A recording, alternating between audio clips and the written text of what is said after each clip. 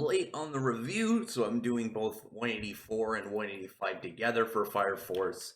I've actually was I've been really looking forward to Tamaki's character like getting pushed forward because of the fact that she has more of a comedic style like introduction, and now she's like getting pushed beyond that and becoming kind of like a blend between them. Still got the fan service comedy, unfortunate like thing for her, great for everybody else.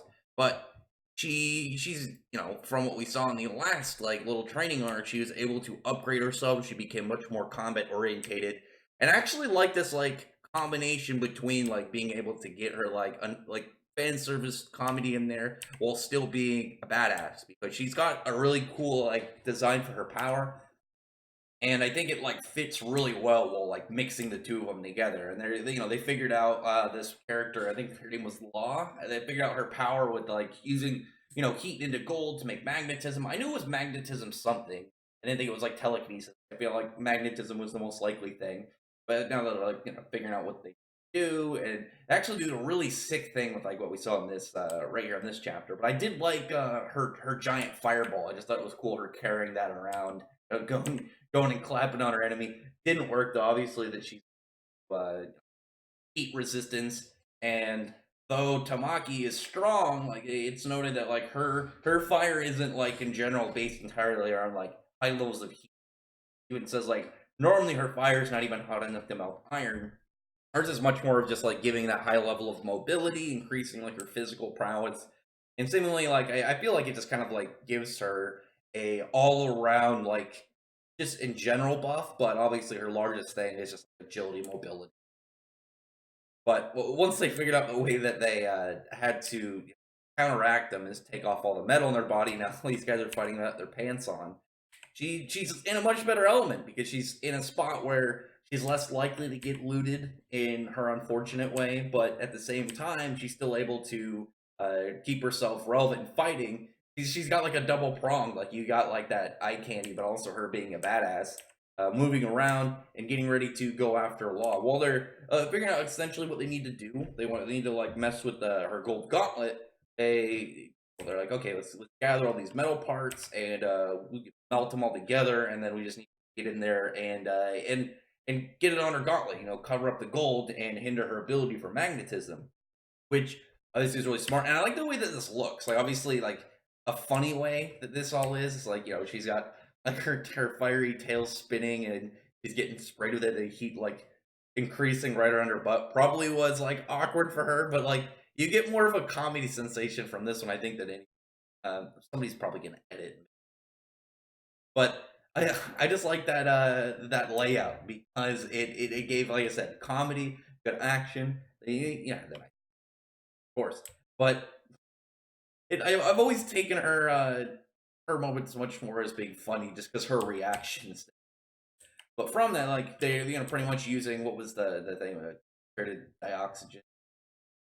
Not going to be able to words properly with that. But upgrading it so the her fire would increase, which I like the idea of, because now they're like, okay, yeah, you have a way to temporarily boost somebody's powers because obviously they're all based off fire, and she's using her tails like to create like a holding spot. And I almost use that panel because like you see it, and she's got like this big like partial almost sphere of molten iron like between her tails, which I think just looks really cool. I had to go with this one just because I really like the comedy layout of it as well, and just like both of their facial reactions. It ends up going and running, and she's the best option for this because, like I said, she's very speed agility based. So able to get that in and go and land it and just clad up the Law's golden gauntlet. She's not able to use that magnetism. Then Hinoa just pulls up his gun and he's just like, all right, time to finish this shit. You're done. And yeah, she doesn't have any magnetism.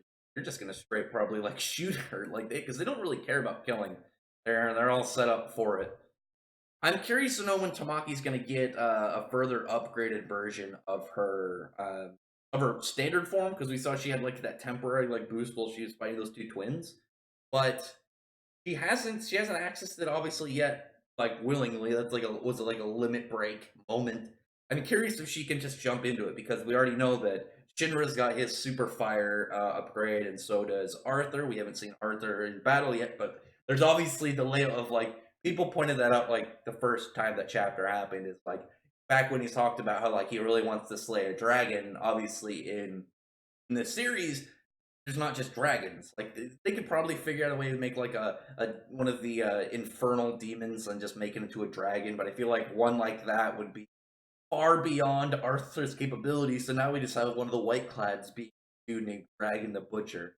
So I think everyone was able to stick those together, and they even got separated from Arthur. So it's like, well, I wonder where he's gonna wander off to, and probably take some dudes out with this plasma sword.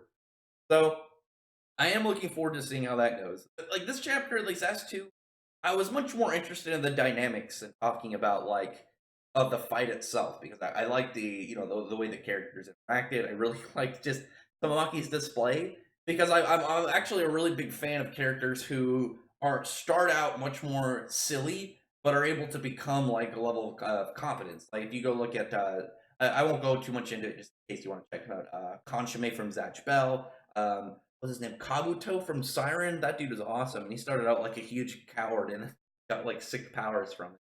But just any character like that where it's like, hey, you're more of like a not useful but funny kind of character. Okay, and then bam, overcome that and become pretty awesome.